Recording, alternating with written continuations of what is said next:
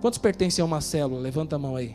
Reunião nas casas. Nós somos uma igreja que não reunimos só de domingo no culto.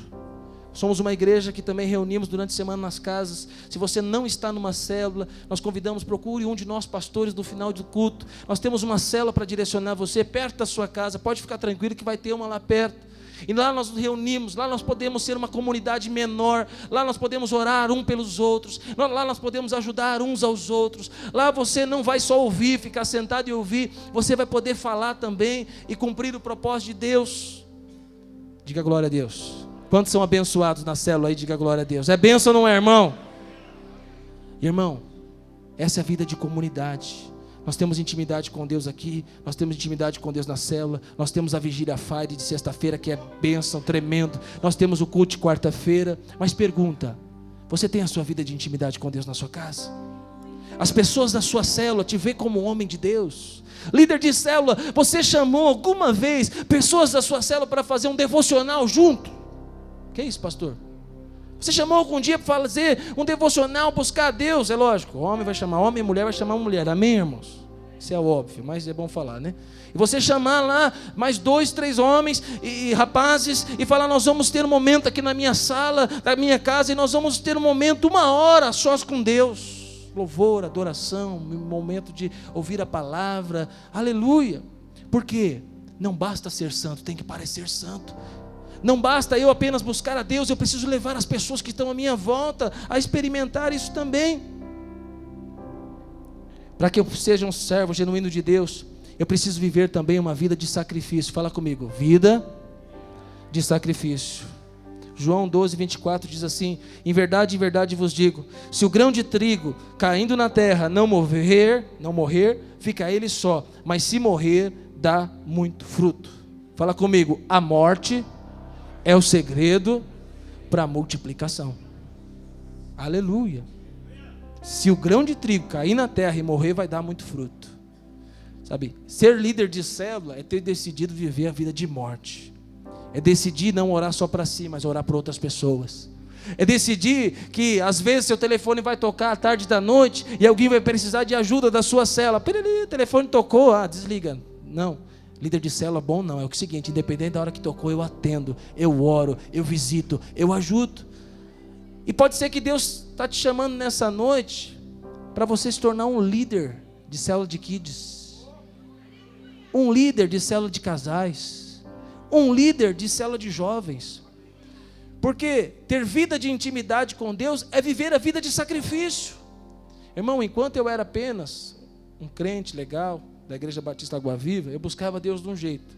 Quando Deus me deu a responsabilidade de liderar uma célula, eu tinha que buscar para mim e para outros. E mais do que isso, Deus tinha que falar comigo em relação à minha vida pessoal, e muitas vezes Deus falava comigo em relação às pessoas da minha célula. Minha vida de intimidade com o Senhor mudou muito. Se você quer ter um novo nível de intimidade com o Senhor, suba mais um degrau de morte, de entrega. Fala, Senhor, eis-me aqui para fazer a tua vontade. Fala a pessoa que está falando, eu profetizo que nesse ano você vai se tornar um líder de célula. Se é líder de célula, fala, você vai se tornar um discipulador. Se tem um chamado pastoral, você vai ser pastor para a glória e honra do Senhor Jesus. Aplauda o Senhor, glória a Deus.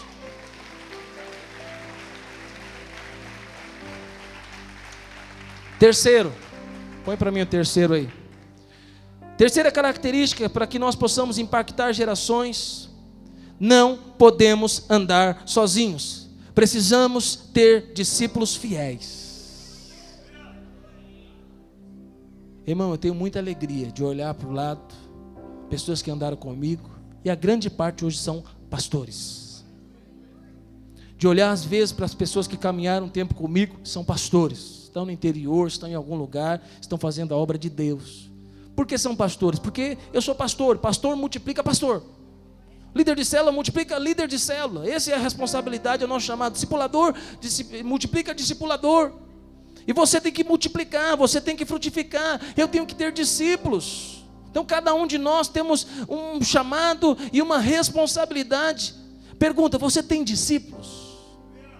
O seu filho e a sua filha é o seu primeiro discípulo e sua primeira discípula.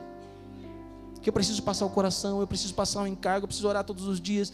Às vezes o diabo vai jogar algo na mente deles, eu preciso ir lá e arrancar aquilo que o diabo tem colocado na mente deles. E aí, seja num desenho, num filme, e conversa com os amigos, e aí o meu filho é o meu maior discípulo. A cada momento, seja quando eu vou, por exemplo, ele vai tomar banho, eu estou com ele, ou seja, no carro do prédio aqui da igreja, a minha casa, ou da minha casa ao prédio da igreja, ou quando eu vou levar ele para jogar bola, no Corinthians, eu vou jogar para jogar bola, seja onde for, sabe, eu tenho que saber, esse é o meu discípulo, esse é o discípulo que eu vou mais prestar conta diante de Deus. E aí eu olhar para o lado também, pessoas que Deus tem colocado na minha volta. Fala, você é um crente cheio do Espírito Santo, meu irmão. Fala para ele, você é um crente cheio do Espírito Santo. Fala, aquilo que você tem, que Deus tem te dado, você tem que multiplicar na vida de outros. 2 Timóteo 2,2 diz assim: as palavras que ouvi dizer na presença de muitas testemunhas, confias, transmite a homens fiéis, que sejam também capazes de ensinar a outros. Então é ter esse encargo de ensinar. O que Deus está falando para você nessa noite aqui, sabe o que você tem que fazer? Você que frequenta uma célula, você tem que estar anotando. Eu até falei, né? Já pensou se todo membro anotasse a mensagem que o pastor está pregando? Ia valorizar, o pastor ia ficar até mais feliz. E mais do que isso, ele ficasse a semana orando. Não sei se você já orou a palavra. Orar a palavra, primeiro ponto, possuir sonhos e visão de Deus queimando. Então você ter essa anotação e durante a semana, Deus me dá um sonho, me dá visão, faz meu coração queimar sobre essa visão. E todos os membros pudessem ter a mensagem anotada e já na segunda-feira orar, terça, quarta, quinta, sexta-feira, sábado, e orar durante a semana toda em cima dos pontos da pregação e falar: Deus, me dá um coração, me dá uma visão, queima o meu coração, Senhor. Ah, Deus, em nome de Jesus. Segundo ponto, sermos servos genuínos. Deus, eu não tenho sido um servo genuíno, Senhor, eu quero ser um servo, eu quero ter um coração de servo, que as pessoas possam ver na minha vida a diferença.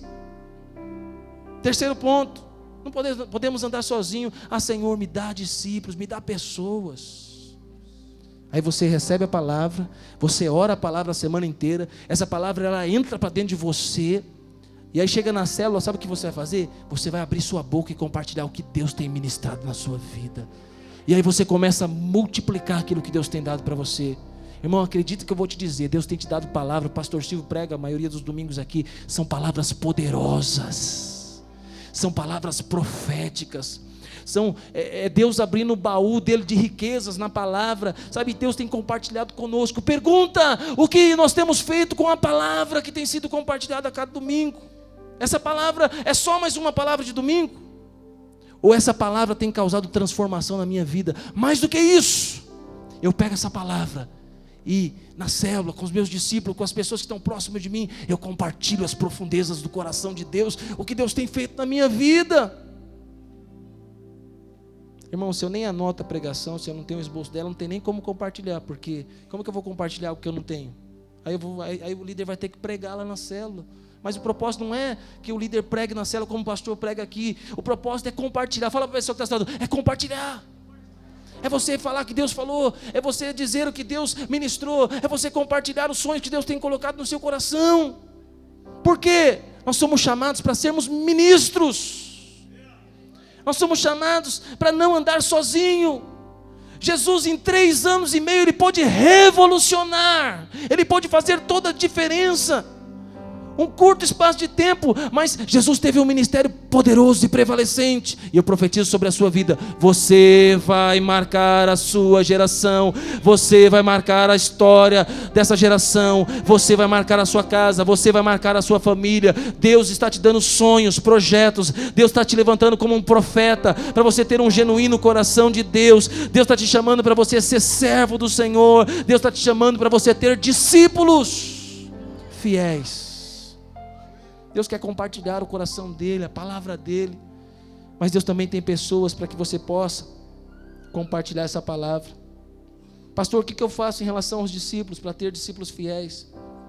Preciso ter um relacionamento profundo com as pessoas que Deus tem me dado.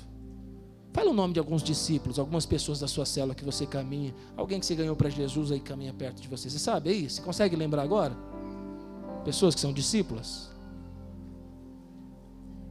Pastor, estou chegando na igreja agora, não ganhei ninguém ainda, mas vai ganhar em nome de Jesus. Porque o ramo que está ligado à videira, ele produz muito fruto. E você vai produzir muito fruto. Você vai ganhar sua família para Jesus. Você vai ganhar seus amigos para Jesus. Eles vão estar aqui no encontro dos 1000 se batizando. Aí você vai poder dizer: pastor, aquele domingo quando o senhor pregou não tinha nenhum fruto, não tinha nenhum discípulo. Mas pastor, está aqui o meu fruto. Aqui no batismo dos 1000 agora está aqui o meu discípulo. Está descendo as águas e vai ser meu discípulo para a glória e honra do Senhor Jesus. Quantos aqui vão batizar pelo menos uma pessoa para a glória e honra de Jesus? Aleluia, aleluia, eu creio, eu recebo. Precisamos também valorizar os nossos discípulos. Não podemos medir esforços. Pastor Silvio essa semana, não sei se a pastora Miriam sabe, mas ele pagou um almoço para os pastores maravilhoso. Não foi barato. Teve um pastor, eu não vou falar o nome dele. Nós estávamos comendo lá, né? Como é que chama lá? Rei do Abadejo? E aí, coisa linda, irmãos. Tem um pastor que fala coisa linda aqui também. Então, coisa linda, maravilha, peixe, e o peixe praiano lá, o cardápio melhor que tinha lá, comemos e tal. Veio outros pratos também. Teve um pastor que disse assim, na mesa, né? Nossa, aqui é barato demais e muito bom. Aí ele recebeu a resposta: barato não, de graça, você não está pagando a conta, irmão. Quem está pagando é o pastor Silvio, que foi caro. Então não é barato, foi de graça. Mas irmão, o pastor Silvio é um exemplo a nós, a pastora Miriam, de investimento. Eles investem nas nossas vidas. Como pastores, presidentes do ministério, eles têm investido nas nossas vidas.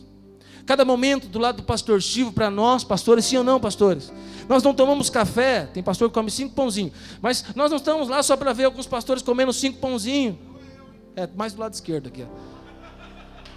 Não é para comer 5 pãozinhos e tomar uma garrafa de café. Cada momento que nós estamos, todos os dias, de terça a domingo, nós pastores estamos juntos. E às vezes, né, pastor Beto, até de segunda-feira não damos um jeito para estar junto. Mas cada momento junto que o pastor Silvio e a pastora Miriam está conosco é para edificação, para compartilhar, para ensinar. Não é aquele momento de abra a sua Bíblia e vamos, não. A vida deles fala. A vida deles nos ensina. Eles têm investido coisas grandiosas em nós.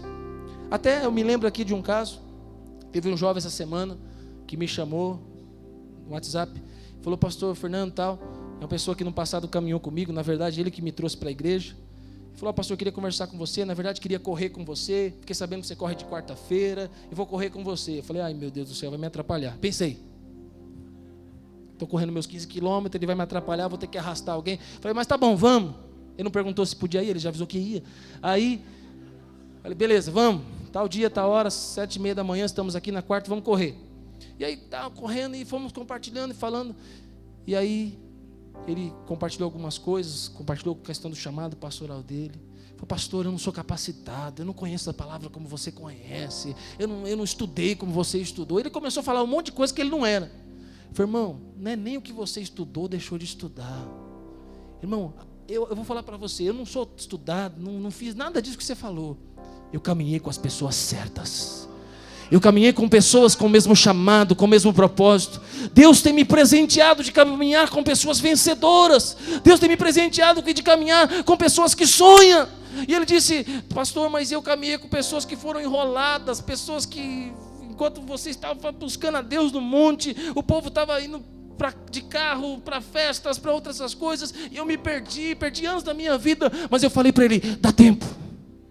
Procure pessoas, homens de Deus, que possam ter o mesmo chamado, o mesmo coração, o mesmo propósito, sabe? Independente dos anos que se passaram, independente que foi você que me trouxe para a igreja, e hoje eu sou pastor e você não é, e você tem um chamado pastoral. Independente disso, caminhe com pessoas que possam te alinhar ao propósito de Deus, mesmo chamado, mesmo propósito, mesmo coração. Eu falei para ele: você quer caminhar comigo e ser meu discípulo?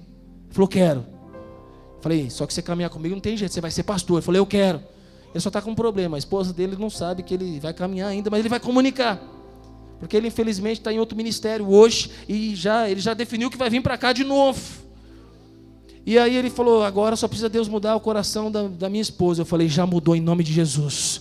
porque nós vamos alinhar na sua vida o propósito e o projeto de Deus, e Deus vai cumprir os propósitos que tem no seu coração. E aí, foram ali 15, só foram 12, ele me atrapalhou. Nós andamos só 12 quilômetros, e aí, depois dos 12 quilômetros, eu vi o brilho de Jesus na vida dele, os olhos dele brilhando, a paixão, o desejo de voltar a ser pastor e de estar no ministério. Ele fez 3 faculdades, ele está bem financeiramente, ele abriu mão do ministério para estudo e tantas outras coisas, mas ele falou: eu vou entregar tudo isso e eu quero ser pastor para a glória e honra do Senhor Jesus. Sabe o que chama isso? Valorizar pessoas, discipulado, ter algo queimando no seu coração, e esse algo que está queimando no seu coração passar para o coração de outras pessoas. Deus nos chamou para incendiar essa geração, meu irmão. Deus vai te dar sonhos, projetos. Deus vai falar com você coisas grandiosas. Coisas vão queimar no seu coração a partir de hoje. E vou dizer para você, Deus vai te dar discípulos. Pastora Mira, pastor Silvio, nós pastores, Deus vai nos dar discípulos fiéis, e nós vamos cumprir o chamado e o propósito que Deus tem para a nossa vida. A palavra que foi liberada, que uma nova geração está se levantando, ela vai se cumprir nos dias de hoje. Uma nova geração está sendo entregue nas nossas mãos. O mesmo coração, o mesmo objetivo, o mesmo propósito, e nós vamos marcar essa geração para a glória e honra de Jesus. Glória a Deus. Último, para finalizar, última característica necessária para impactar gerações. Qual que é a primeira mesmo? Possuir sonhos. Fala comigo, sonhos e visão de Deus. Segundo, ser servos genuínos de Deus. Terceiro, não andar sozinho, precisamos ter discípulos fiéis. Quarto, nunca desistir. Eu preciso ter perseverança. Aleluia, isso. Nunca desistir. Eu quero dizer para você, em algum momento da sua vida, da minha vida, vai vir esse sentimento. Algum momento da minha, da sua vida, nós vamos olhar para o preço que nós estamos pagando e vai dar vontade de desistir. Alguns momentos o diabo vai dizer para você que não dá. Eu gosto muito, vou te dizer algo aqui. José no Egito, ele foi lançado numa cisterna no deserto, e Satanás disse para ele: é o fim. Mas Deus disse: é o começo, José. Você se tornará o governador do Egito, é só uma questão de você esperar. Moisés no deserto disse sim. Satanás disse para ele: é o fim. Mas Deus disse: é o começo. Eu vou te transformar no libertador do meu povo. Esther, no tempo da escravidão, Satanás disse para ela: é o fim. Mas Deus disse: é o começo, eu vou te transformar numa grande rainha. Sadraque, Mesaque e Abidnego foi lançado numa fornalha, e Satanás disse: é o fim. Mas Deus disse: é o começo, vocês serão grandes governadores da Babilônia. Daniel na cova dos leões, Satanás disse: é o fim. Mas Deus disse: é o começo, a sua história mudará o mundo. Jonas, ele vai parar na barriga de um grande peixe, e Satanás disse para ele: é o fim. Mas Deus disse: é o começo, Nínive será salvo através da sua pregação. João é exilado na ilha de Patmos, e Satanás diz: é o fim. E Deus diz: é o começo. João, eu estou entregando nas suas mãos a maior revelação, o livro de Apocalipse. Jesus, pregado numa cruz e morto, Satanás disse: é o fim. Mas o Senhor diz: todo o poder te foi dado nos céus e na terra. Aleluia!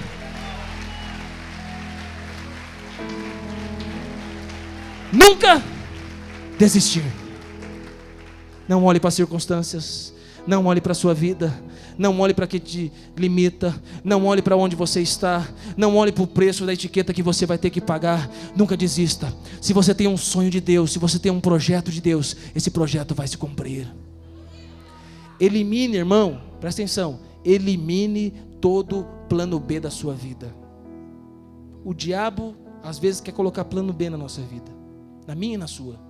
Plano B é o seguinte: se não der certo nessa profissão, eu pulo para aquela. Se não for muito legal, se meu casamento não der muito certo, eu volto para casa dos meus pais. Se o diabo, ele em muitos momentos da nossa vida, eu estou desenvolvendo um ministério aqui, mas já estou fazendo um negocinho ali, porque se não der certo aqui, eu tenho que ter um pé de meia lá. Não, o Senhor nos manda, irmão, seguir o propósito, o chamado de Deus. Não tem plano B na nossa vida. Casamento, um só. Ministério, aonde Deus te colocou. O chamado, aquilo que Ele te chamou e te separou.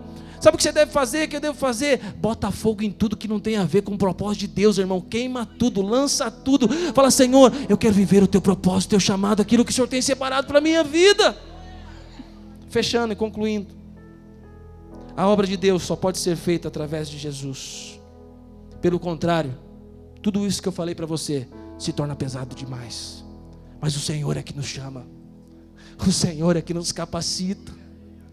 Talvez você, uma ilustração que eu posso dar para você aqui, eu te entregando uma pedra de 10 quilos e falando para você, carrega durante sua vida inteira. E você vai falar, pastor, eu não consigo. Essa pedra eu posso carregar durante algumas horas, mas essa pedra vai se tornar um peso gigantesco na minha vida com o passar do tempo, é verdade. Mas aí você pode ser esperto e entrar dentro de uma piscina com essa pedra e lá ela vai ficar mais leve. E você vai poder carregá-la com mais facilidade. Sabe o que significa essa água? O Espírito Santo de Deus que está dentro de mim e de você. O ministério que Deus está separando para nós, o chamado, a visão, o sonho. Tem pessoas aqui, irmão, que Deus está falando para você, deixa de ser galinha e começa a ser águia. Deixa de trabalhar numa empresa como funcionário, eu estou te entregando uma empresa, você vai ser um empresário para a glória e honra do Senhor Jesus. Deixa de ser galinha, dizer que mora em Mauá, numa cidade pobre, você não tem um curso superior, e você dizer que nunca vai conseguir, e começa a olhar como águia. E começa a olhar lugares que Deus pode te levar. Talvez você está aqui e você fala, eu nunca vou conseguir ser como o pastor Silvio, como o pastor Fernando, como qualquer outro pastor que você vê aqui. Mas eu quero dizer para você, irmão, se nós contarmos quem nós éramos e quem nós somos, você não vai nem acreditar que nós poderíamos estar aqui. É a graça de Deus sobre a nossa vida. Para finalizar, coloca a galinha e a águia de novo para mim, vê se você acha ela aí. Conta-se a história de um homem que ele conseguiu capturar uma águia. Não é fácil. E aí, por muitos longos anos, ele pegou aquela águia e ele prendeu ela num galinheiro e fez com que aquela águia vivesse longos anos como galinha, comida de galinha. E depois de um passar do tempo, ele pegou aquela galinha, aquela águia, e colocou mais galinhas dentro. E aquela águia, ela começou a ter comportamento de galinha. Fala comigo, águia com comportamento de galinha. E muitos anos se passaram, a águia agora olhava para baixo, a águia agora comia qualquer coisa, a águia agora não tinha mais condições de voar, a águia se tornou uma galinha, se tornou algo até bizarro. Que águia esquisita, águia com atitudes de galinha. E aí um dia, o naturalista, ele entra naquela fazenda, naquela chácara, e ele olha, quando ele passa pelo galinheiro, ele vê uma águia lá dentro. E ele chama o dono daquela fazenda e fala, rapaz, o que está acontecendo? Que coisa maluca é essa? Que coisa doidona é essa? Uma águia com galinha? Uma águia no galinheiro? Comendo todo tipo de coisa? E aí o naturalista falou, você não pode fazer isso com a águia. A águia é águia, galinha é galinha. E aí o dono daquela fazenda disse, não, mas agora essa águia é uma galinha. Ele falou, não, ela é águia. E o fazendeiro falou, não, é galinha. O naturalista, não, ela é águia. Falou, vou provar para você que ela é águia. Foi lá, pegou a águia, tirou dentro daquele lugar, colocou ela no seu braço e falou, águia, você é águia e você tem que voar. E pegou e jogou ela, e quando ele jogou a águia ficou olhando para as galinhas, caiu no chão e começou a ter atitude de galinha. Diga misericórdia. Fala comigo, águia é águia. A águia não é galinha. E aí o naturalista recolheu aquela águia, colocou de novo no galinheiro e falou, amanhã eu volto. E vou provar para você que ela é uma águia, não é uma galinha. Ele foi de novo no outro dia, pegou aquela águia, subiu no telhado, num lugar alto, com aquela águia, e falou, águia, você é águia, você tem coração de águia, você tem asa de águia, você tem cara de águia, você vai voar. Pegou e jogou a águia, ela caiu como galinha, e continuou, diga misericórdia. Fala comigo, águia é águia, galinha é galinha. Falou, amanhã eu volto e eu vou provar para você. O naturalista fala, ela é uma águia. Terceiro dia, volta ele, pega aquela águia, sobe num penhasco, numa montanha muito grande, espera o momento certo, onde o sol está vermelhinho, radiante, coloca aquela águia na direção daquele sol, onde ela não podia enxergar muita coisa, e a águia começa a ver o horizonte. Aquele naturalista começa a dizer para ela, águia, você é águia, você não é galinha. E aí ele pega naquele alto penhasco e joga aquela águia. E aquela águia começa a voar como águia. E aquela águia vai longe, e ela some, ela desaparece, e ela começa a ter os seus comportamentos de águia. Sabe o que eu quero dizer para você? Assim sou eu e sou você. A palavra de Deus diz que nós somos mais do que vencedores em Cristo Jesus. Aleluia. Você vai se levantar nesse momento, porque nós somos chamados para impactar gerações. As nossas atitudes não são de galinha. As nossas atitudes não são de um perdedor. Nós não estamos aqui para viver uma vida natural. Nós não estamos aqui para viver uma vida normal. Nós não vamos viver uma vida como o mundo vive. Nós não vamos ser como o mundo é. Nossa família não vai ser uma família qualquer. Nós somos águia. Nós somos mais do que vencedores. Os nossos filhos são aqueles que serão frutos do nosso investimento. Nós olharemos para os nossos filhos, feche seus olhos. Nós olharemos para os nossos filhos e nós veremos profetas para essa geração. Nós vamos olhar para cada um deles e ensinar a palavra de Deus. Nós vamos inculcar a palavra do Senhor. Nós vamos profetizar sobre eles. Vocês serão profetas para essa geração.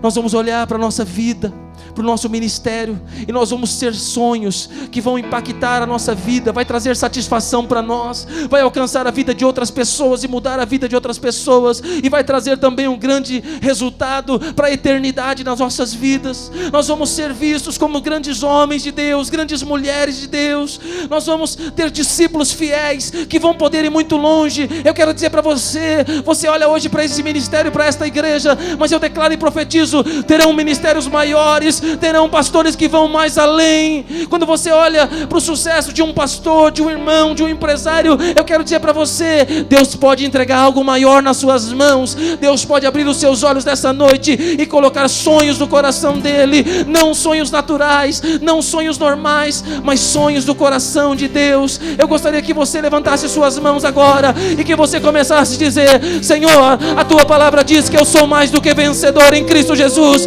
e eu quero tomar posse. Nada pode me afastar do teu amor, nada pode tirar o foco da minha vida. O Senhor me fez para ser mais do que vencedor, o Senhor me fez para influenciar, o Senhor me fez para marcar essa geração. Deus, eu quero me entregar nessa noite para os teus sonhos, para os teus projetos. Deus, que o Senhor possa falar comigo nesse momento ao meu coração. Senhor, ó Pai, eu não quero viver como galinha, eu não quero viver, ó Pai, eu não quero viver de forma paralisada. Eu quero cumprir o propósito profético pela qual eu fui chamado. A minha casa será uma casa sacerdotal, os meus filhos serão uma bênção para essa geração. Eu declaro e profetizo, Senhor, ó Pai, que o Senhor usará a minha vida para impactar essa geração. Eu declaro que eu pertenço ao Senhor, a minha casa pertence ao Senhor. Eu declaro, Senhor, ó Pai, que minha vida será consumida para fazer a tua vontade, para cumprir os teus propósitos. Que você possa orar, que você possa continuar falando com o Senhor. Sim, Senhor, sim, Senhor. E eu vou,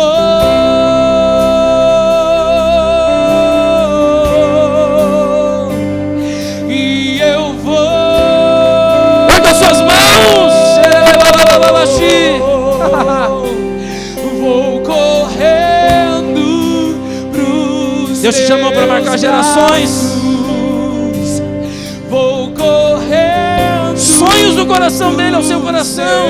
Seus braços. Oh.